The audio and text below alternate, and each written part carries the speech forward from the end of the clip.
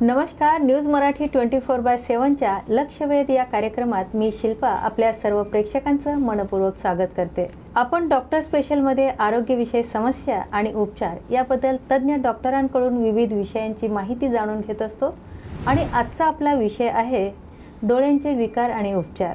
बदलत्या जीवनशैलीमध्ये माणसाला स्वतःकडे लक्ष देण्यास अजिबात वेळ नाही.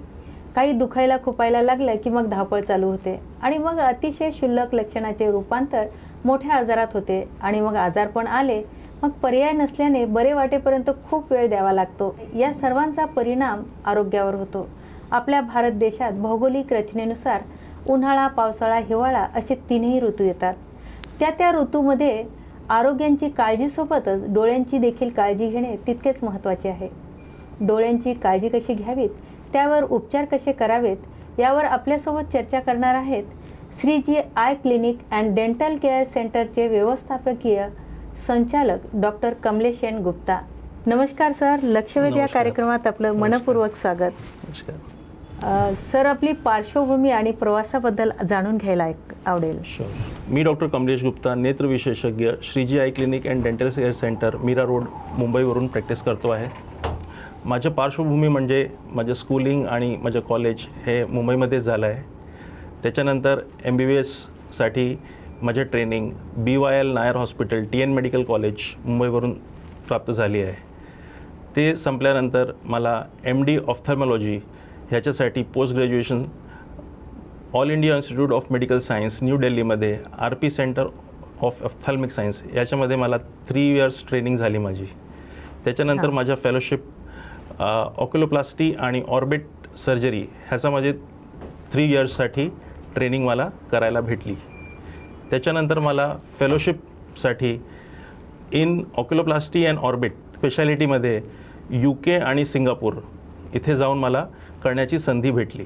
सर, खूप छान आपली आतापर्यंतची जी जर्नी होती आणि आता जे प्रॅक्टिस आपण मुंबईत करतायत, तर सर्व डोळ्यांविषयी आपण जे स्पेशलायझेशन केलं यावर विचारावंसं वाटतं की सध्या तरी मोबाईलवर आणि मोबाईल स्क्रीनवर, कम्प्युटरवर, लॅपटॉपवर लहान मुलं तासनतास घालवताना दिसत आहेत.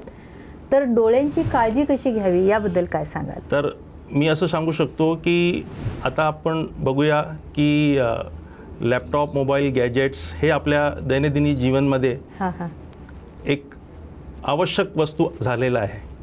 पण ते जास्त वापर करण्यामुळे त्याचा दुष्परिणाम पण होऊ शकतो. म्हणून जे पण स्क्रीन टाईम, लॅपटॉप, गॅजेट्स आहे ते कमीत वापर करायचा आहे. आणि कमीत म्हणजे किती? तर लहान मुलांसाठी आम्ही सांगतो की 2 वर्षाच्या खालती जर मुलं आहे तर त्यांना अजिबात स्क्रीन टाईम नको. 2च्या 5 वर्षाच्या मध्ये जे मुलं आहे ते 1 आवर्स एवढं स्क्रीन टाईम चालेल. आणि जे 5 ते 10 वर्षाचे मुलं आहे त्यांच्यासाठी जास्तीत जास्त 2 तासासाठी screen time that is enough. आणि ॲडल्टसाठी काही असं स्पेशल रेकमेंडेशन नाही आहे, पण 7 to 8 आवर्स हे लोक स्क्रीन टाईम, मोबाईल, कॉम्प्युटर असं वापरू शकतात टोटल. पण जेवढं कमी असेल स्क्रीन टाईम, मोबाईल, गॅजेट वापर तेवढं डोळ्यांसाठी चांगलं आहे. आता लहान मुलांना कधी आपण सांगतो की तुम्ही मोबाईल बघू नका, पण तरी ते बघतात. पण त्याच्यासाठी काय उपाय आहे? त्याच्यासाठी उपाय हे आहे की त्यांना एक दुसरं ऑल्टरनेटिव्ह द्यावा लागेल.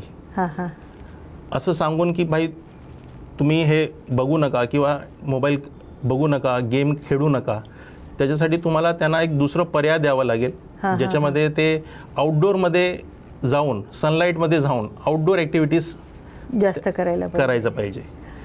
आणि त्याच्यामध्ये ते सायकलिंग असो किंवा क्रिकेट असो किंवा फुटबॉल असो, सनलाईटमध्ये दर स्कूल जे शाळेतल्या मुलं जे आहे जे शाळेतला जातात त्यांना डेली 1 तास आउटडोअर ॲक्टिव्हिटीज करायला एनकरेज करायचं आहे. आता ह्याचा दुष्परिणाम काय आहे? जास्त मोबाईल बघणे किंवा गॅजेट्स वापरणे ह्याच्यामुळे डोळ्यावर मायोपिया होण्याची शक्यता जास्त असते. मायोपिया म्हणजे डोळ्याचे जे चष्म्याचे नंबर आहेत ते पण वाढू शकतो. दुसरं दुष्परिणाम त्यांचं मेमरी, त्यांचं अटेन्शन टाईम ते पण कमी होऊ शकतो. Sleep disorders, attention deficit disorders, बऱ्याच प्रॉब्लेम्स आहे ते मुलांवर होऊ शकतं. पण बऱ्याच वेळा असं होतं की मुलं जेव्हा खेळत आहेत तर डोळे येणं हे संसर्गजन्य रोग आहे का, आणि याची लक्षणं काय आहेत? डोळं येणं म्हणजे हे एक इन्फेक्शन आहे डोळ्यामध्ये, व्हायरल इन्फेक्शन. कॉमनली आम्ही त्याला कंजंक्टिव्हायटिस म्हणतो. हां हां त्याच्यामध्ये काय होतं, डोळे लाल होतात, हां डोळ्यात पाणी येतं, हां डिस्चार्ज येतं, टोचल्यासारखं वाटतं, करकरल्यासारखं वाटतं, हां, कधी कधी धुरकट पण दिसायला असतो. हां हां हां आणि हे कधी कधी एका डोळ्यामध्ये होतो आणि दुसऱ्यामध्ये पण तो पसरतो, हां हां हां आणि दुसऱ्या लोकांना पण, जवळच्या लोकांना पण ते पसरू शकतो. हां आता त्याच्यासाठी काळजी काय घ्यावी? हां हां हां काळजी म्हणजे ते पहिल्यांदा ते दुसऱ्याला पसरू नये म्हणून आपण नेहमी ते डोळ्याला हात लावतो इन्फेक्शन झाल्यावर, ते आपण लावू नये. हां हां आपण टॉवेल, हँकरचीफ वगैरे जे आहे ते स्वतःच यूज करावा, दुसऱ्याला ते सेम वापरायचं नको. हां हां आणि तिसरी गोष्ट, पाण्याने तुम्ही डोळं धुवू शकतात आणि स्वतःने तुम्ही काही मेडिकेशन्स घेऊ नका. हां हां हां त्याच्यासाठी तुम्हाला आपल्या नेत्ररोग विशेषज्ञांना दाखवायचं आहे आणि त्यांनी जर ड्रॉप्स जे दिलं आहे ते तुम्हाला टाकावं लागेल. जवळजवळ ते डोळे येणे म्हणजे हे इन्फेक्शन 5 to 7 days त्याला लागतो हां हां रिकवर व्हायला. आपण असं डोळ्यात डोळे घालून बघितलं म्हणजे डोळे येतात का असं म्हणजे म्हणतायत सगळेजण? हा एक मिसकन्सेप्शन आहे की आपण एखाद्या माणसाला डोळे आले आणि आपण ते त्यांना बघितलं तर आपल्याला पण ते इन्फेक्शन होऊ शकतो, पण हा असं नाही. हां हां हां डोळ्याचे जे इन्फेक्शन जे पसरतो ते टॉवेल, हँकरचीफ किंवा टच केल्याने पसरतो. जसं आम्ही सांगतो की आपण हात लावला, डोळे आले आणि हात लावला, आणि त्या हाताने आपण जर काही मोबाईल, काही डोअर हँडल ह्याला टच केलं आणि त्याला तुम्ही जर टच करणार तेव्हाच ते व्हायरस आहे ते स्प्रेड होणार. ओके. हँकरचीफ वगैरे जर मला डोळा आला आहे आणि मी हँकरचीफ लावलं आहे, ते हँकरचीफ कोणी दुसऱ्याने वापरलं तर त्याच्याने ते पसरतो. असं बघून पसरत नाही. अच्छा, बरोबर सर. बऱ्याच वेळा असं ऐकायला भेटतं की लॅसिक नेत्र शस्त्रक्रिया म्हणजे काय आणि ती कशासाठी केली जाते, काय सांगाल याविषयी आपल्या प्रेक्षकांना? लॅसिक नेत्र शस्त्रक्रिया आता आजचा हे कॉमन ऑपरेशन आहे. हां हां म्हणजे ह्याच्यामध्ये काय होतो की आपला जो चष्मा आहे, चष्मेचा नंबर आहे, हां हां ते आपण कम्प्लिटली रिमूव्ह करू शकतो लॅसिक पद्धतीने. ओके. ह्याच्यामध्ये आम्ही काय करतो, डोळ्याचा जे पुढचा भाग आहे ज्याला आम्ही कॉर्निया म्हणतो, हां हां त्याला आम्ही पातळ करतो. हां आणि पातळ केल्यावर ते आपला जे नंबर आहे हां 1 2 3 4 5 6 7 8 ते 10 नंबरपर्यंत आम्ही त्याला लेझिक पद्धतीने काढू शकतो. अच्छा, म्हणजे ही लेझर सर्जरी म्हणता येईल का? हा लेझर सर्जरी आहे, लेझर शस्त्रक्रिया. हां. आणि हे डोळ्याच्या पुढचा जे भाग आहे कॉर्निया, त्याच्यावर आपण ते प्रोसिजर करतो. सर, हे लेझरने जे शस्त्रक्रिया आपण करताय तर यांनी दृष्टीवैषम्य म्हणजे कायमस्वरूपी बरा होतो का? दृष्टीवैषम्य म्हणजे त्याला आपण इंग्लिशमध्ये इस्टिग्मॅटिझम पण म्हणतात. ओके. इस्टिग्मॅटिझम म्हणजे काय? इस्टिग्मॅटिझम म्हणजे आपला हा डोळ्याचा पुढचा भाग आहे ज्याला आम्ही कॉर्निया किंवा बुबुळ पण म्हणतात. हां ते नॉर्मली गोलाकार असतो, पण जर समजा ह्याच्या शेपमध्ये हां हां ते शंखूसारखं झाला किंवा त्याच्या वक्र आहे हां हां ते जास्त झालं, ओके. तर त्याच्यामध्ये ते दृष्टीवैषम्य स्थापित होतो आणि त्याच्यामुळे ते दिसायला धुरकट तुम्हाला दिसेल, हां हां विकृत, तुमची दृष्टी विकृत होऊन जाईल. आणि ह्याचं पण ट्रीटमेंट तुम्ही लेझर शस्त्रक्रियाने करू शकतात, पण त्याच्या काही लिमिटेशन्स आहे. हां हां जर समजा लेझर पद्धतीने आपण केलं, हां त्याच्याशिवाय दुसरं टेक्नॉलॉजी पण आहे, लेन्सचा वापर करून आपण ते ट्रीटमेंट करू शकतो. तर लेझर पद्धतीने आता आपण विषय निघालात आणि कॉन्टॅक्ट लेन्स विषयी पण बोललात, तर हे कॉन्टॅक्ट लेन्स कोणाला किती वयाप्रमाणे व्यक्तीला लावता येत आहे आणि कशासाठी? कॉन्टॅक्ट लेन्स हा एक आम्ही संपर्क लेन्स पण त्याला म्हणतो. हां कॉन्टॅक्ट लेन्समध्ये हे बेसिकली चष्मा ज्यांना नाही लावायचं आहे त्यांना आपण कॉन्टॅक्ट लेन्स लावू शकतो. हां हां आणि ते बेसिकली ते आम्ही ॲडल्ट लोकांना रेकमेंड करतो ज्यांचं वय 16च्या वरती आहे. कारण की त्याच्यामध्ये आपल्याला थोडं काळजी घ्यावी लागतं. स्टरिलिटी, त्याला आपण कसं हँडल करतो, कसं आपण लावतो, कसं त्याला परत ते केस असतं लेन्सचं त्याच्यामध्ये कसं ठेवतो, कारण की इन्फेक्शन होऊ नये त्याच्या काळजी आपल्याला घ्यावी लागते. आणि हे झालं एक नंबर ज्यांना चष्मा नाही घालायचा आहे त्यांच्यासाठी कॉन्टॅक्ट लेन्सचा वापर. कधी कधी डोळ्यामध्ये जसं एक केरॅटोकोनस म्हणून एक आजार असतो कॉर्नियामध्ये, त्याच्यासाठी पण आम्ही कॉन्टॅक्ट लेन्सचा वापर करतो. अच्छा. ते हार्ड लेन्सेस असतात. ओके. आम्ही जे रुटीन नंबरसाठी जेव्हा आम्ही चष्मा नाही लावायचा आहे त्याच्यासाठी जे लेन्स वापरतात ते सॉफ्ट लेन्स असतात. अच्छा. जसं आम्ही तुम्ही ऐकलं असेल, डेली डिस्पोजेबल लेन्स आहे, मंथली डिस्पोजेबल लेन्स आहे, इयरली डिस्पोजेबल लेन्स आहे. पण कॉन्टॅक्ट लेन्स हा चांगला माध्यम आहे ज्याच्याने तुम्ही चष्म्याचा प्रयोग न करून तुम्ही चांगलं दिसू शकतात. आणि त्याच्या एक ऑल्टरनेटिव्ह अजून आहे, ते आपलं लेझर शस्त्रक्रिया, लॅसिक ज्याला म्हणतात. लेझर जर तुम्ही केलं तर तुम्हाला लेन्स लावायची गरज पडणार नाही. पण हे कोणत्या वयाच्या व्यक्तींनी लावावे, कोणत्या वया? जसं मी सांगितलं, 16 वर्षाच्या वरती जे आहे ॲडल्ट्स आहे त्यांना कॉन्टॅक्ट लेन्स ते लावू शकतात. हे कायमस्वरूपी लावता येईल त्यांना? कायम नाही. त्याला कॉन्टॅक्ट लेन्स जर तुम्ही लावला तर ते नॉर्मली आम्ही रेकमेंड करतो 7 to 8 hours. त्याच्यानंतर तुम्हाला ते रात्री झोपण्याच्या अगोदर ते काढावा लागतो. कॉन्टॅक्ट लेन्स लावून तुम्ही झोपू शकत नाही कारण की त्याच्यानंतर ते इन्फेक्शनचे रिस्क असतात. अच्छा. सर, आता आपण कॉन्टॅक्ट लेन्सविषयी बोललोच आहोत, तर मोतीबिंदू आणि काचबिंदू याविषयी पहिले आपण काय सांगाल, आणि यामध्ये फरक काय आहे, हे कोण्या व्यक्तीला होऊ शकतो? हां, तर मोतीबिंदू हा डोळ्याचा एक कॉमन आजार आहे. आणि ते मोस्टली वयाप्रमाणे, वय झाल्यामुळे आफ्टर 50 years ऑफ एज ते सगळ्यांना होतो. कोणाला 60 yearsमध्ये होतो, कोणाला 70मध्ये होता. तर ह्याच्यामध्ये काय होतं, डोळ्याचे जे लेन्स आहे ते नॉर्मली आपला पांढरा असतो, ट्रान्सपरंट असतो. ट्रान्सपरंट असतो. आणि वय झाल्यामुळे त्याच्यामध्ये पिवळेपणा येतात. ते ट्रान्सपरंट नसून ते ओपेक होऊन जातात. त्याच्यामुळे ते बाहेरची जे प्रकाश आहे ते डोळ्याच्या पडद्यावर व्यवस्थितपणे पडत नाही आणि आपल्याला धुरकट दिसायला येतो. आणि त्याच्यासाठी आपण ते मोतीबिंदू ऑपरेशन करतो लेझर पद्धतीने. ते आपलं पिवळेपण जे आहे ते लेन्समध्ये, ते लेन्स काढून आर्टिफिशियल लेन्स आम्ही त्याच्यामध्ये इम्प्लांट करतो डोळ्यामध्ये. ओके.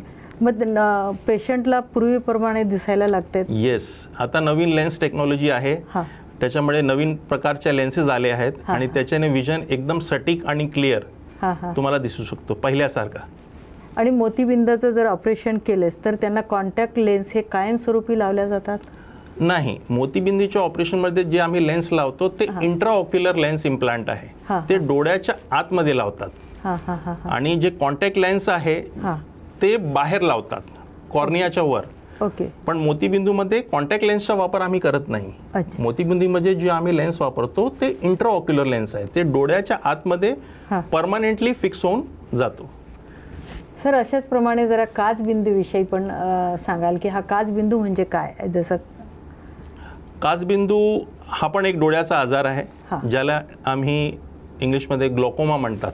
ह्याच्यामध्ये काय होतो, डोळ्याचा प्रेशर हे वाढतो आणि ते वाढल्यामुळे पाठीमागचे जे डोळ्याची नसे आहे ते सुकून जातात. आणि ते सुकल्यामुळे आपल्या जी दृष्टी आहे ते हळूहळू कमी होऊन जाते. त्याच्यामध्ये पहिला काय होतो, साईडची दृष्टी आहे ते कमी होतं. सुरुवातीला तुम्हाला नजर एकदम क्लिअर दिसेल, पण हळूहळू ती साईडची दृष्टी कमी होऊन जाणार. आणि एंडमध्ये फक्त सेंटरमध्ये तुम्हाला दृष्टी असेल, त्याला आम्ही टनल विजन म्हणतात. That is why we call glaucoma किंवा काचबिंदू is a silent thief of sight. म्हणजे ते हळूहळू तुमची जी नजर आहे, दृष्टी आहे ते चोरून घेणार, चोरासारखं, आणि तुम्हाला कळणार पण नाही. अच्छा. बरेच वेळ डॉक्टर असे म्हणतात की मोतीबिंदू परिपक्व व्हायच्या आधीच तुम्ही याचं ऑपरेशन किंवा शस्त्रक्रिया करून घ्यावं, म्हणजे हे कितपत खरं आहे? म्हणजे काय प्रॉब्लेम्स होतात? मोतीबिंदू होणं म्हणजे हे एक स्लो प्रोसेस आहे. हळूहळू आपल्या जे डोळ्याचे जे लेन्स आहे त्याच्यामध्ये पिवळेपणा किंवा पांढरेपणा येतं आणि हळूहळू तो ओपेक होतो. आता सुरुवातीला अगोदर असं असायचं, म्हणजे 20-25 वर्षापूर्वी लोक असं म्हणायचं की पिकलं तेव्हाच करा. पण पिकल्यावर अजून प्रॉब्लेम होऊ शकतो. आता पिकल्यावर काय प्रॉब्लेम होऊ शकतो ते मी तुम्हाला सांगतो. हां एक तर मोतीबिंदू जर पिकला तर तुमचं जी दृष्टी आहे ते पूर्णपणे कमी होऊ शकते. ओके. दुसरी गोष्ट, हां मोतीबिंदू पिकल्यामुळे त्याच्या ऑपरेशन जेव्हा आम्ही करतो हां. पिकलेला मोतीबिंदूच्या, हां हां ते फार गुंतागुंतीचं असतं. ओके. म्हणजे त्यावर फार चॅलेंजेस आहे आणि त्यांचं रिकव्हरी पण डिले होऊ शकतो आणि फायनल जे व्हिज्युअल रिकव्हरी आहे त्याच्यामध्ये पण कमी होऊ शकते. ओके. म्हणजे शस्त्रक्रियानंतर पेशंटनी कोणती काळजी घ्यायची असते? शस्त्रक्रियेनंतर 3-4 गोष्टी आहेत ते पेशंट्सनी आणि त्यांच्या अटेंडंटनी ते लक्षात द्यायचं आहे. हां हां पहिल्यांदा की ऑपरेशन झाल्यानंतर हां डोळ्याला टच नाही करायचं आहे. हां हां डोळ्यामध्ये जे पण तुम्ही ड्रॉप्स टाकणार आहे ते प्रॉपर पद्धतीने तुमचे जे डॉक्टर्स आहे किंवा त्यांचे असिस्टंट जसं तुम्हाला सांगितले असेल तसं टाकायचं आहे. हां हां आणि जसं आम्ही सांगतो 10 दिवस डोक्यावरून आंघोळ करायचं नसतं. हां हां हां आणि ज्या साईडला ऑपरेशन झालं आहे त्या साईडला ॲटलिस्ट 1 आठवड्यासाठी तुम्ही झोपू शकत नाही. तुम्ही दुसऱ्या साईडला झोपू हां शकता. हां हां दुसरी गोष्ट, सुरुवातीला थोडं लाल पाणी येणं, रेडनेस येणं, इरिटेशन थोडंफार हे नॉर्मल आहे. समजा जास्त डोळ्याला दुखणं, हां हां लाल होणं, पाणी येणं, धुरकट दिसणं असं जर असेल सिम्पटम्स तर तुम्हाला लगेच आपल्या डोळ्याच्या डॉक्टरांना दाखवायचं आहे. नक्कीच सर. याविषयी आपण आता खूप छान माहिती दिली, पण डॉक्टरांसाठी स्पेशलायझेशन हे किती महत्त्वाचं आहे, काय सांगाल आपल्या प्रेक्षकांना? डॉक्टरांसाठी स्पेशलायझेशन आजच्या युगात हा फार महत्त्वाचा आहे. हां हां आता तुम्ही बघणार सगळीकडे जे डॉक्टर्स आहे मोस्टली दे आर स्पेशलिस्ट. हां हां हां स्पेशली आपल्या सिटीमध्ये मॅक्झिमम स्पेशलिस्ट आर देअर.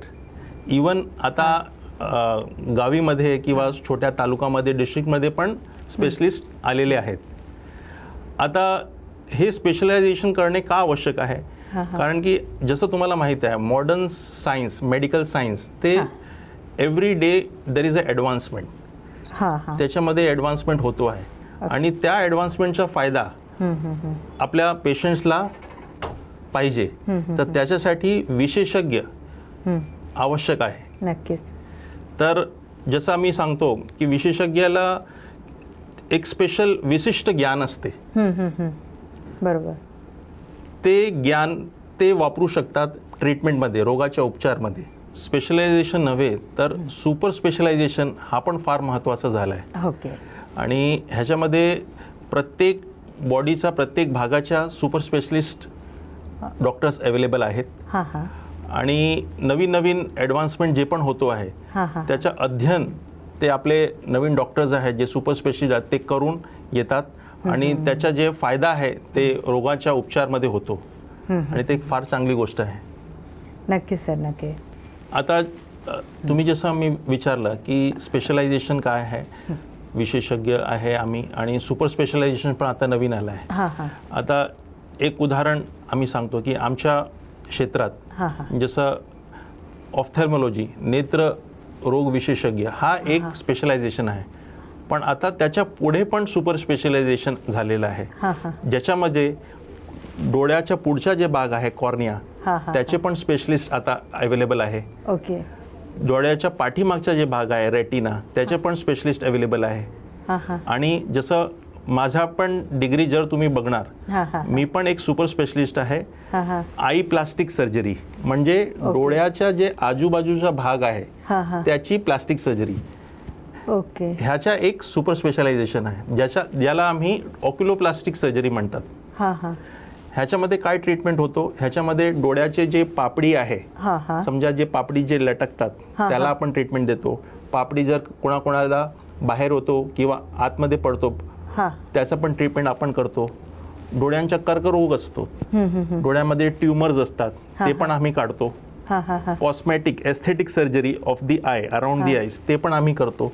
तर हे एक सुपर स्पेशलायझेशन आहे आणि त्याच्या अध्ययनासाठी आम्हाला 3 इयर्स ट्रेनिंग, स्पेशल ट्रेनिंग आम्हाला दिल्लीच्या RP centre of ophthalmic science एम्समध्ये मला संधी भेटली. आणि त्याच्यासाठी मी पुढे फेलोशिपसाठी UK आणि सिंगापूरमध्ये पण गेलो. ज्याच्यामुळे आता मी काही जे रोग आहे डोळ्याच्या आजूबाजूचा हा, रोग हा. ज्याला आपण पहिले हा हा ट्रीटमेंट करू शकत नव्हते, हा, हा. आता आपण ते करू शकतो. इवन आपण डोळ्यामध्ये आर्टिफिशियल आय, तुम्ही हा हा ऐकलं असेल आर्टिफिशियल आय इम्प्लांटेशन, ते पण आर्टिफिशियल आय आम्ही बसवतो. हा हा हा काही लोकांना एक डोळं नसतं, हा हा आता त्यांना आम्ही कधी दृष्टी देऊ शकत नाही, हा हा पण आम्ही आर्टिफिशियल आय लावून कॉस्मेटिकली त्यांना चांगला दिसावा म्हणून हे एक ट्रीटमेंट देऊ शकतो. ओके ओके सर, आता आपण बोलता बोलता पापणीविषयी बोललात. हा. तर हे पापणीचं ऑपरेशन, जे लटकते पापणी, तर त्याचं ऑपरेशन कसं करतात आणि ते कोणत्या वयाच्या व्यक्तींनी करावं आणि हे पुढे त्रासदायक तर नाही आहे, तर याविषयी काही सांगा ना.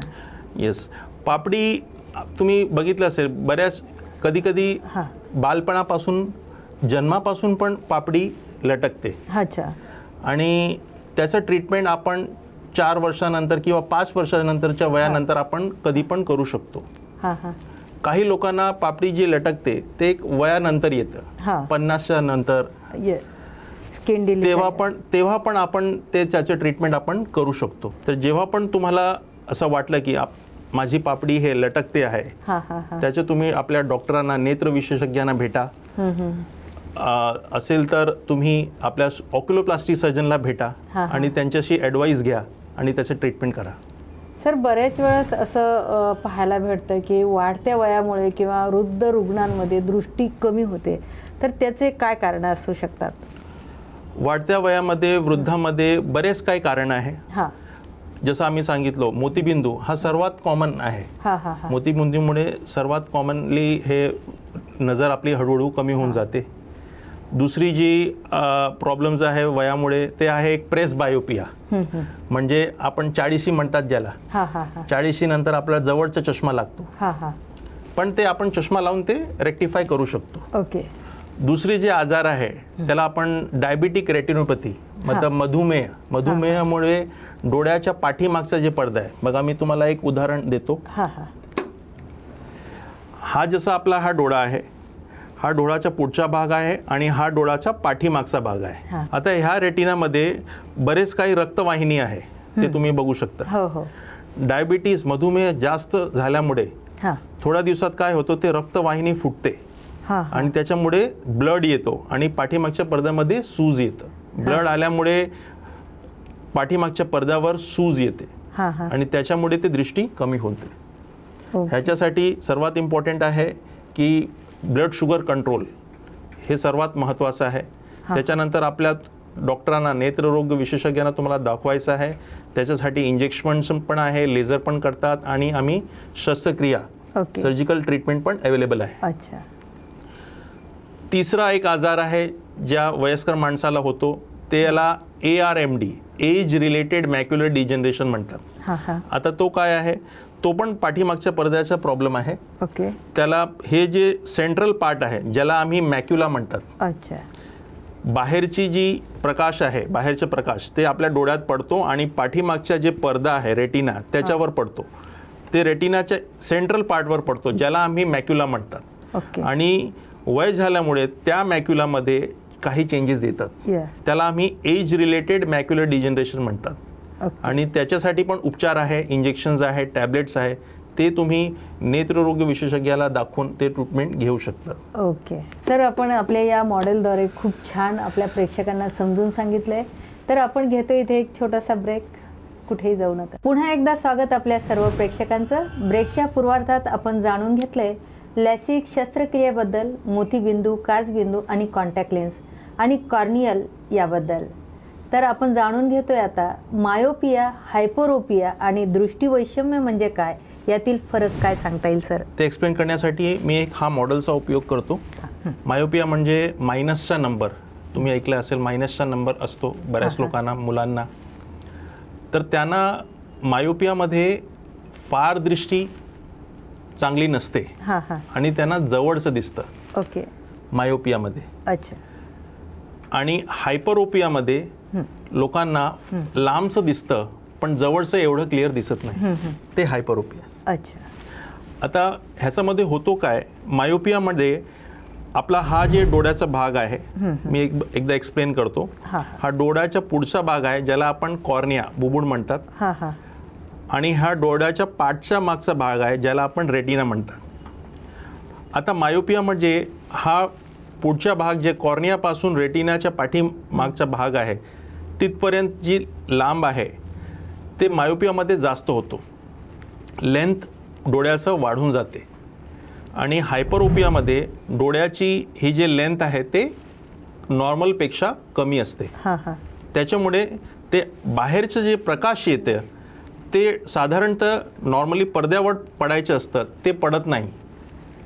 ते मायोपियामध्ये जर समजा डोळ्याचा लेंथ जास्त असेल तर ते प्रकाश पुढेच पडणार आणि ते रेटिनावर पडणार नाही आणि तुम्हाला धुरकट दिसेल. हायपरोपियामध्ये डोळ्याचं जे लेंथ आहे ते कमी असतं, त्याच्यामुळे जे बाहेरचं जे प्रकाश आहे ते डोळ्याच्या पडद्यावर न पडता ते बाहेर पडतो. त्याच्यामुळे तुम्हाला दृष्टी कमी होतं. तर दोघांमध्ये दृष्टी तुमचं कमी होतो. पण मायोपियामध्ये जसं मी सांगितलं की लेंथ जास्त असतो डोळ्याचा, त्याच्यामुळे तुम्हाला लांबचं दिसत नाही, जवळचं दिसतं. हायपरोपियामध्ये तुम्हाला लांबचं दिसतं आणि जवळचं दिसत नाही. पण काही कारणामुळे समजा एका ॲक्सिसमध्ये ते स्टीप असेल किंवा ते शंखूसारखा झाला, कॉनिकल झाला, तर त्याला आपण दृष्टीवैषम्य म्हणतात. त्याच्यामुळे दृष्टी ब्लर होते, विकृत तुमची दृष्टी आहे ते विकृत दृष्टी कधी कधी आपण म्हणतात तसं पण होतं. आणि त्याच्यासाठी आपल्या ट्रीटमेंट आहे ते लेझर पद्धतीने पण करू शकतो, चष्मा चेंबर करू शकतो आणि कॉन्टॅक्ट लेन्स वापर करून पण ट्रीटमेंट त्याचं करू शकतो. कॉर्निया हा रोग किंवा कॉर्निया अल्सर याविषयी आपण काय सांगाल? कॉर्निया जे आपल्या डोळ्याचा पुढचा भाग आहे त्याच्यामध्ये इन्फेक्शन, तर बऱ्याच कारणामुळे कॉर्नियाच्या बाहेरचे जे बुबुड आहे त्याच्यामध्ये इन्फेक्शन होऊ शकतो. जसं बॅक्टेरियल कंजंक्टिव्हायटिस किंवा काही मार लागलं किंवा चोट लागली, कधी कधी आपल्या काडी असते किंवा झाडाची काडी असते ती पण जर लागली तर कॉर्नियामध्ये इन्फेक्शन होऊ शकतो. ते इन्फेक्शन झाला की तो वाढतो आणि इन्फेक्शन ते डोळ्याच्या पाठीमागच्या जे भाग आहे त्याच्यामध्ये पण पसरू शकतो आणि दृष्टी कमी होऊ शकते. म्हणून कॉर्नियल अल्सर जर झाला तुम्हाला तर लगेच तुम्हाला नेत्ररोग विशेषज्ञाकडे जाऊन लगेच ट्रीटमेंट घ्यावा लागेल. सर, कॉर्निया प्रत्यारोपण शस्त्रक्रिया म्हणजे काय आणि याची काही जोखीम आहे का? याचा सक्सेस रेट काय आहे? काय सांगता येईल याविषयी? कॉर्निया प्रत्यारोपण शस्त्रक्रिया म्हणजे कॉर्निया ट्रान्सप्लांट सर्जरी ज्याला आपण म्हणतो.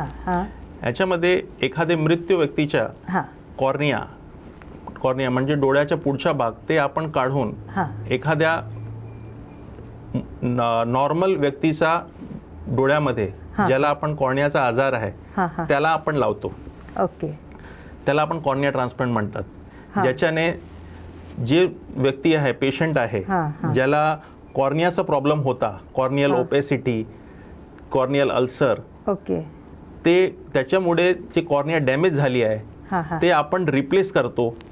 एक मृत्यू व्यक्तीच्या कॉर्निया काढून त्याला आपण लावतो. सर, दोन्ही डोळ्यांनी अंध असलेल्या व्यक्तीवर लेझर शस्त्रक्रियेद्वारे दृष्टी वापस येईल का? काय सांगाल? अंध असलेल्या व्यक्ती ह्याचं कारण काय आहे त्याच्यावर आपलं ट्रीटमेंट अवलंबून आहे. जर समजा दोन्ही डोळ्यामध्ये अंधुकपणा आहे पण त्याचं कारण म्हणजे मोतीबिंदू आहे तर ते आपण लेझर शस्त्रक्रियाने काढू शकतो आणि त्याची दृष्टी पूर्णपणे येईल. समजा ते माणूस जो दोन्ही डोळ्यामध्ये ज्यांना काचबिंदूमुळे दृष्टी गेली आहे त्यांना पूर्णपणे शस्त्रक्रियाने आपली जी दृष्टी आहे परत येऊ शकत नाही. आणि काही डोळ्याचा जर आजार आहे जे जन्मापासून आहे किंवा रेटिना डॅमेज आहे तर त्याला आपण शस्त्रक्रियेने ट्रीटमेंट करू शकत नाही. काही आजार आहे जे आपण करू शकतात, जसं आपला मोतीबिंदू आहे ते आपण लेझर पद्धतीने करू शकतात. काचबिंदू आहे त्याचा पण आपला ट्रीटमेंट करून फार दृष्टी त्यांना जे कमी होत जात आहे ते पण आपण थांबवू शकतो. पण काही आजार आहे जे जन्मापासून आहे किंवा रेटिनाचा प्रॉब्लेम आहे, रेटिना डॅमेज आहे, काही रेटिनाचा पण उपचार आपण लेझर पद्धतीने करू शकतो. पण काही रेटिनाचा प्रॉब्लेम्स जे जन्मापासून आहे, जसं रेटिनायटिस पिगमेंटोसा म्हणतात त्याला, कधी कधी डोळ्याची जी नसे आहे ते सुकून गेलेली असते दोन्ही डोळ्याचे जन्मापासून, त्याला आपण लेझर पद्धतीने ट्रीटमेंट करू शकत नाही. डोळ्याचा जे पुढचा भाग आहे कॉर्निया, त्याला आपण चेंज करू शकतो, पण पूर्ण डोळा आपण चेंज करू शकत नाही. जे आपण डोळे डोनेट करतात त्याचा वापर कसा होतो, डोळ्याचा जे पुढचा भाग आहे ज्याला आपण कॉर्निया म्हणतात ते सर्वात महत्त्वाचं आहे. कारण की ज्यांना दृष्टी कमी झाली आहे ते कॉर्नियाच्या प्रॉब्लेममुळे दृष्टी कमी झाली आहे. म्हणजे कॉर्नियामध्ये पांढरेपणा आला, व्हाईटनेस आला, कॉर्नियामध्ये काही जखम आहे किंवा केरॅटोकोनस म्हणतात, शंखूसारखा कॉर्निया झाला आहे जास्त, ज्याच्यामुळे दृष्टी कमी झाली आहे. त्याचा ट्रीटमेंट आपण हा कॉर्निया काढून एका मृत व्यक्तीच्या कॉर्निया लावून आपण करेक्ट करू शकतो. ओके. पण जर डोळ्याचा प्रॉब्लेम पाठीमागे रेटिनामध्ये असेल किंवा नसाची काही प्रॉब्लेम असेल, ते आपण आई ट्रान्सप्लांट करून करू शकत नाही. ओके. तर आपण जे आई डोनेशन करून आई ट्रान्सप्लांट म्हणतात ते कॉर्नियाचे जे प्रॉब्लेम्स आहेत त्याला सॉल्व करण्यासाठी आहे, ज्याला आपण कॉर्नियल ब्लाइंडनेस म्हणतो. ओके. पण रेटिनाचे जर काही प्रॉब्लेम असेल किंवा नसाची ऑप्टिक नर्व ज्याला म्हणतात, त्याचा काही प्रॉब्लेम असेल, ते ऑर्गन डोनेशन करून किंवा आई ट्रान्सप्लांट करून होऊ शकत नाही. तर नेत्रपिढीमध्ये मृत व्यक्तींचे डोळे असतात का, किंवा जे आय डोनेट केलेत अशा व्यक्तींचे असतात? जर अशा अंध व्यक्तीला शस्त्रक्रियाद्वारे डोळे लावायचे झाल्यास त्याचा उपयोग होतो का, किंवा त्या व्यक्तीला नंतर असं पूर्ववत दिसतं का की जे डोळ्यांचे ऑपरेशन केलेत? नॉर्मल माणूस हा डोनेट करू शकत नाही. हे मृत झाल्यावरच तुम्ही आपला आई डोनेट करू शकता. आणि याच्यात ते कॉर्निया आहे ते आपण एखादे रुग्णांना डोळ्याचा ज्यांना आजार आहे त्याच्यामध्ये पण जे आपल्या कॉर्नियाचा ज्यांना आजार असतो त्यांना आपण कॉर्निया चेंज करून ते एका मृत व्यक्तीच्या कॉर्निया आपण त्याला लावतो आणि त्याच्याने त्याची दृष्टी ते वाढते. पण जे मृत व्यक्ती झालेले असतात तर त्यांचे डोळे जिवंत व्यक्तीला, त्या पेशंटला किती तासाच्या आतमध्ये लावल्या जातात? जवळजवळ 6 तासाच्या अगोदर जर आपण आईबॉल आहे ते आपण मृत व्यक्तीचा काढलं तर त्याची जे सुटेबिलिटी आहे ते जास्त असते. तर मृत झाल्यानंतर विदिन 6 आवर्स आम्ही सांगतो की तुम्ही आई डोनेट करायचं आहे. पण मग सर याच्यासाठी काही ब्लड ग्रुप किंवा इतर कुठल्या गोष्टी टेस्ट किंवा मॅच होणं जरुरी आहेत का? नाही, तुम्ही आईज डोनेट करू शकतात. आईज डोनेट केल्यानंतर जे पण ते टेस्टिंग होतो, जसं आपलं झालं HIV झालं, हेपॅटायटिस B झालं, ह्याचं सगळं टेस्टिंग ते आय बँक वाले लोक करतात. ओके. ओके. सर डोळ्यांच्या शस्त्रक्रियेमध्ये म्हणजे ब्लड ग्रुप किंवा एज ग्रुप हे किती मॅटर करतं? जसं किडनी ट्रान्सप्लांट किंवा हार्ट स्पेशालिस्ट वगैरे ह्याच्यामध्ये जे असलं ऑपरेशन असतात तर यामध्ये जसं ब्लड ग्रुप मॅच होणं गरजेचं असतं, तसंच डोळ्यांच्या ऑपरेशनमध्ये पण समोरच्या व्यक्तीचे ब्लड ग्रुप मॅच होणं किंवा एज ग्रुप मॅच होणं हे गरजेचं आहे का? आपल्या कॉर्निया ट्रान्सप्लांटमध्ये हे एवढं आवश्यक नाही. ओके. आणि कोणीही कोणत्याही वयात किंवा तो यंग माणूस असो किंवा वयस्कर माणूस असो ते आई डोनेट करू शकतो, किंवा तो लहान बाळ असो, पण ते मृत झाल्यानंतर ते आई डोनेशन होतो. ओके. जिवंत व्यक्तीचं डोनेशन नसतं, हे मृत झाल्यानंतरच ते आई डोनेशन होऊ शकतो, पण कोणत्याही वयात पण तुम्ही करू शकता. खूप सारे गैरसमज होते जे आपण खूप साध्या आणि सरळ शब्दात आपल्या प्रेक्षकांना सांगितलेत. सर आपला प्रश्न हा आहे की आय ट्रान्सप्लांट किंवा कॉर्निया ट्रान्सप्लांट यामध्ये काय फरक आहे? आई ट्रान्सप्लांट आणि कॉर्निया ट्रान्सप्लांट हा दोन्ही वेगळं आहे. वेगळं म्हणजे आपण पूर्ण आई ट्रान्सप्लांट करत नाही. आपण जे आई डोनेशन करतात त्याच्यामध्ये जे ट्रान्सप्लांट होतो ते फक्त डोळ्याच्या पुढचा भाग, जे पाठीमागचा भाग आहे, जे रेटिना आहे, ऑप्टिक नर्व आहे, ते आपण उपयोग करत नाही. ओके. तर आई डोनेशनमध्ये फक्त कॉर्निया ट्रान्सप्लांट होतो आणि काही आजारात स्क्लेरा म्हणजे डोळ्याच्या साईडचा जे भाग आहे ते पण कधी कधी आपण वापरू शकतो. ओके. पण पूर्ण आई ट्रान्सप्लांट कधीच होत नाही.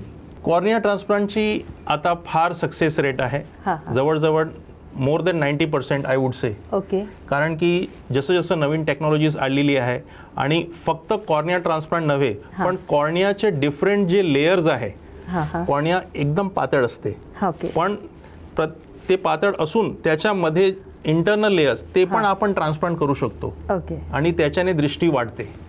तर आजच्या नवीन टेक्नॉलॉजीमुळे corneal success rate is very high. खूप छान सर. तर आणखीन एक प्रश्न विचारायचा झालास तर ग्रामीण भागात प्रॅक्टिस करायची झाल्यास काही आव्हाने आहेत का, काय सांगाल आपल्या प्रेक्षकांना? ग्रामीण भागात जर आपल्याला नेत्र रोग विशेषज्ञ तुम्हाला व्हायचं आहे आणि त्याचं प्रॅक्टिस करायचं आहे, ऑफ्थॅल्मॉलॉजी प्रॅक्टिस करायचं आहे, तर बरेच ऑपॉर्च्युनिटीज आहे. जसं ग्रामीण भागात अंधुकपणा जास्त आहे, अवेअरनेस फार कमी आहे लोकांमध्ये. डोळ्याच्या भरपूर आजार आहे, जसं मी बोललो की कॉर्नियाचा प्रॉब्लेम्स असते, मोतीबिंदूचा प्रॉब्लेम्स आहे, रेटिनाचा प्रॉब्लेम्स आहे. तर अवेअरनेस कमी आहे. तर त्याच्यासाठी फार स्कोप आहे. तुम्ही गावात जाऊन अवेअरनेस क्रिएट करू शकतात, लोकांशी संवाद करू शकतात, ज्याच्याने लोक लगेच ते प्रॉब्लेम्स आहे डोळ्याचे ते डिटेक्ट करणार आणि लगेच ते ट्रीटमेंट घेऊ शकतात. दुसरी गोष्ट, गावात रेफरल प्रणाली चांगली व्हायला पाहिजे. कारण की जर समजा काही प्रॉब्लेम झाला डोळ्यामध्ये, जे लोकल डॉक्टर्स आहे त्यांना समजा जर ते कॉम्प्लिकेटेड वाटलं, ते लगेच ते आपल्या जवळच्या डिस्ट्रिक्ट हॉस्पिटल किंवा जवळच्या शहरात ते स्पेशलिस्ट डॉक्टरना ते रेफर करू शकतात. ओके. दुसरी गोष्ट, गावाचे जे डॉक्टर्स आहे ते आपल्या सिनियर्स बरोबर किंवा नेत्ररोग स्पेशलिस्ट आहे, शहरात जे स्पेशलिस्ट आहे त्यांच्याकडून ते संवाद करू शकतात टेलिमेडिसिनने. ओके. टेलिमेडिसिनमध्ये फार उपयोगी आहे. बरेच काही ट्रीटमेंट ते डॉक्टरांशी संवाद करून, स्पेशलिस्ट करून संवाद करून ते आपण ट्रीटमेंट आपल्या गावात देऊ शकतो. दुसरी गोष्ट, आपल्या गावातचे लोक आहे जे हॉस्पिटलमध्ये जे कामं करतात त्यांना पण आपण डोळ्यांच्या उपचारामध्ये ट्रीटमेंट कसं करतो ते पण ट्रेनिंग आपण देऊ शकतो, ज्याच्याने प्राथमिक उपचार, रिफ्रॅक्शन, चष्म्याचा नंबर देणे हे सगळं आपण गावात करू शकतो. बरोबर सर. अशा बऱ्याचशा गोष्टी आहेत की या गोष्टीपासून अजूनही खेड्या भागातील लोक असं म्हणू शकतो की अनभिज्ञ आहेत या गोष्टीपासून, आणि हे डॉक्टरांसाठी एक चॅलेंजिंग काम आहे असं म्हणायला काहीच हरकत नाही आहे. सर, आता बऱ्याच दिवसापासून जवळजवळ महिन्यापासून असं मार्केटमध्ये एक आय ड्रॉप्स प्रेस यू हा एक आय ड्रॉप्स आलेला आहे आणि कंपनीचं म्हणणं आहे की त्याचा एक थेंब जर डोळ्यात टाकला तर 6 तासासाठी त्या व्यक्तीला चष्म्यापासून मुक्ती भेटू शकते. तर याविषयी आपण काय सांगाल? हा फारच चांगला प्रश्न आहे आणि बराचसा प्रश्न मला माझे रिलेटिव्ज आहे, माझे फ्रेंड्स आहे, बऱ्याच लोकांनी मला हे विचारले की आता नवीन ड्रॉप्स आला आहे तर आता मला चष्मा घालायची का गरज नाही. पण मी ह्याचा उपयोग किती आहे हे मी तुम्हाला एक्सप्लेन करतो. ह्याच्यासाठी मी एकदा एक उदाहरण पण देतो की प्रेसव्यू ड्रॉप्स ह्याच्यामध्ये जे कंटेंट आहे ते पायलोकार्पिन आहे. आता पायलोकार्पिन हे बऱ्याच वर्षापासून आपले नेत्ररोग विशेषज्ञ ते वापरत आहे. हे काही नवीन ड्रॉप्स नाही. पायलोकार्पिनचा उपयोग काचबिंदूसाठी होतो बऱ्याच वर्षांनी. आणि आता हा पायलोकार्पिन ड्रॉप्स करतो काय हे तुम्हाला जाणणं आवश्यक आहे. तर ते मी तुम्हाला एक उदाहरण देऊन एक्सप्लेन करतो. जसा हा आपला आईबॉल आहे, हे डोळ्याचा पुढचा भाग कॉर्निया, ह्याच्या पाठीमागचा भाग आहे ते रेटिना, आणि ते मधला भाग आहे त्याला आपण बाहुली कधी कधी आयरिस बाहुली म्हणतात. ते कमी जास्त होतो आणि बाहुलीच्या पाठीमागे लेन्स आहे. तर नॉर्मली काय होतो की बाहेरचा जेव्हा प्रकाश आतमध्ये येतो डोळ्यामध्ये, ते बाहुली ते प्रकाश कंट्रोल करते, कमी जास्त करते आणि त्याच्यामुळे ते लाईट रेज प्रकाश आहे ते पाठीमागच्या पडद्यावर पडतो आणि आपल्याला क्लिअर दिसते. जर बाहुलीची साईज छोटी झाली तर तुम्हाला तेवढं स्पष्ट दिसेल. कधी कधी आपण बघा, ज्यांना नंबर आहे, चष्म्याचा नंबर आहे, मायनसमध्ये नंबर आहे, ते लांबचं बघताना ते कधी कधी काय करतात, असं करतात डोळे असं छोटं करतात आणि त्यांना क्लिअर दिसते. हो, हे हो. कशामुळे क्लिअर दिसते की जेव्हा आपला पिन होल इफेक्ट त्याला म्हणतात, आम्ही पिन होल विजन म्हणतात. ओके. तर जेव्हा ही बावली कन्स्ट्रिक्ट होते तेव्हा आपल्याला तो फारची जी चीज आहे ते चांगली दिसते. ओके. हा पायलोकार्पिन हाच काम करतो. हा बाहुलीचा जे साईज आहे त्याला कन्स्ट्रिक्ट करतो. ओके. मायोसिस म्हणतात आम्ही. हा, हा, त्याच्यामुळे तुम्हाला थोड्या वेळासाठी तो क्लिअर दिसते. पण हा ड्रॉप्स तुम्ही कायमसाठी टाकू शकत नाही, हा, हा. कारण की त्याचे बरेच काही दुष्परिणाम आहे. ओके. हा, दुष्परिणाम म्हणजे काय काय होऊ शकतो. हा, हा. एक आहे, अगर तुम्हाला जर लॉंग टर्मसाठी तुम्ही हे वापर करणार हा, हा. तेव्हा तुम्हाला हेडेकचा प्रॉब्लेम होऊ शकतो. अच्छा. कधी कधी तुम्हाला असं म्हणतात लालचटपणा म्हणजे रेडनेस कॉन्स्टंट तुम्हाला होऊ शकते. हा, हा. दुसरी गोष्ट, हे बाहुली कन्स्ट्रिक्ट करतो, ओके. त्याच्यामुळे ते परमनंटली पण कन्स्ट्रिक्ट होऊ शकते. हा, हा. ज्याच्यामुळे जर तुम्हाला पुढे मोतीबिंदूचं जर ऑपरेशन लागलं तर त्यावेळी तुम्हाला प्रॉब्लेम्स येऊ शकतो. अच्छा. आणि चौथी गोष्ट ती महत्त्वाची आहे. हा. एक रिस्क आहे रेटिना डिटॅचमेंट. ओके. आता ही सगळ्यांना होत नाही, हा, हा. पण हे ड्रॉप्स यूज केल्याने असं सायंटिफिक एव्हिडन्स आहे हा. काही लोकांमध्ये रेटिना डिटॅचमेंटचा पण रिस्क असतो. ओके. आता रेटिना डिटॅचमेंट म्हणजे काय? हे पाठीमागचं जे पडदा आहे ते हळू डिटॅच होतो हा, आणि हा. त्याच्यामध्ये दृष्टी कमी होतो. अच्छा. आणि त्याचं ट्रीटमेंट हे फार गुंतागुंतीचं आहे. फार त्याचं रिकव्हरी पूर्ण येणं म्हणजे दृष्टी पूर्ण येणं ऑपरेशन नंतर ते पण हा, हा, हा. 100% कधी कधी नसतं. ओके. म्हणून हा ड्रॉप्स आहे, प्रेस्व्यू ड्रॉप्स आहे, जर तुम्ही रेग्युलर वापरला तर हे दुष्परिणाम होण्याची शक्यता असते. ओके. आता हे थोड्या वेळासाठी काही लोक यूज करतात. हा, जसं हा. तुम्ही सांगितलं हा, हा. की एक ड्रॉप्स टाकलं त्याचा इफेक्ट 6 तासासाठी असतो. हा, हा. 6 तासासाठी तुम्हाला ते क्लिअर दिसेल, हा, पण त्याचा इफेक्ट गेल्यावर परत तुम्हाला ते टाकावं लागेल. हा, हा. म्हणून ते माझी प्रेक्षकांना हे विनंती आहे हा, की हा. तुम्ही स्वतःने जाऊन मेडिकलमध्ये हे ड्रॉप्स टाकू नये. ओके. जर तुम्हाला हे ड्रॉप्स जर टाकायचं आहे तर तुम्ही आपल्या नेत्ररोग विशेषज्ञांना जाऊन भेटा. ते तुमचं डोळ्यांचा तपास करणार आणि तुमच्यासाठी ते ड्रॉप्स सेफ आहे की नाही हे डिसाईड करणार आणि ते प्रिस्क्राईब करणार, तेव्हाच तुम्ही ते ड्रॉप्स वापरून. तर कोणत्या वयाच्या व्यक्तीने कोणत्या नंबरचा चष्मा लागलेल्या व्यक्तीनेच हा प्रेस्व्यू हा आय ड्रॉप वापरावा, तर काय सांगाल सर याविषयी? अजून इंडियामध्ये त्याचं अप्रुव्हल आधी सस्पेंडेड आहे. हां, हां. हे मोस्टली जे लोक वापरत आहे ते 40 इयर्सच्या वरती, ज्याला आपण 40 म्हणतात, प्रेस बायोपिया, त्याच्यासाठी हे लोक वापरत आहेत. ओके. ज्याच्यामुळे हां. ते ड्रॉप टाकल्यानंतर तुम्हाला जवळचं चांगलं दिसतं हां, हां, हां. For say 6 hours. ओके. तर ह्याचा उपयोग सध्या जास्तीत जास्त लोक प्रेस बायोपिया ह्याच्यासाठी यूज करत आहेत. ओके. पण जसं मी सांगितलं, हे लॉंग टर्मसाठी there are chances of side effects. तर तुम्ही स्वतःच्या मनाने जाऊन स्वतःने मेडिकलमध्ये जाऊन हे ड्रॉप्स वापरू नये. तुम्ही आपल्या डॉक्टरांना, आय स्पेशलिस्टला दाखवा आणि त्यांच्याकडून प्रिस्क्रिप्शन घ्या. ते जर तेव्हाच तुम्ही हे वापर करा. ज्यांना चष्मा लागला या सर्वांनी जर वापरला तर त्यांच्या डोळ्यांना काही अपाय होईल का? पण त्याचे दुष्परिणाम होण्याची, साईड इफेक्ट्स होण्याची शक्यता जास्त आहे. हां, हां. म्हणून आम्ही ते रेकमेंड करू शकत नाही. ओके. नॉर्मल लोकांना ज्यांना चष्मा आहे, जसा मुलांना हां. चष्मा आहे, ते कंटिन्युअसली यूज करू शकत नाही. ओके. सर, मेडिकल क्षेत्रामध्ये करिअर करू पाहणाऱ्या विद्यार्थ्यांना आपण काय सल्ला द्याल? मेडिकल्स फील्डमध्ये हे चांगलं ब्रांच आहे हां. आणि ह्याच्यामध्ये तुम्हाला एक संधी भेटते हां. लोकांच्या सर्व्हिससाठी. हं, हं, हं. लोकांचा आजार आहे ते तुम्ही कमी करतात. पण ह्याच्यासाठी काही गोष्ट आहे जे मी तुमच्या चॅनलच्या माध्यमानं हां, हां. आपल्या स्टुडंट्स आहेत त्यांना हां. मी सांगतो की तुम्हाला स्टडीज वाईज चांगलं स्टडी करायचं पाहिजे. प्रॅक्टिकलवर जास्त लक्ष द्यायला पाहिजे आणि नवीन नवीन टेक्नॉलॉजीज, न्यूअर ॲडव्हान्समेंट येतो आहे, हां, हां. त्याच्यासाठी पण त्यांना अपडेटेड राहायला पाहिजे. आणि दुसरी गोष्ट, मेडिकल फील्डमध्ये जे स्टुडंट्स एस्पायर करत आहेत त्यांच्या एक क्वालिटीज म्हणतात आपल्याला, हां, ह्युमन क्वालिटीज. एक आहे संवाद आणि एक आहे अंडरस्टँडिंग, ओके. समजूतदारपणा ज्याला आपण म्हणतात. हां, हां, हां. ते व्हायला पाहिजे. आणि एक म्हणतात संवेदनशीलता, सेन्सिटिव्हिटी. ओके.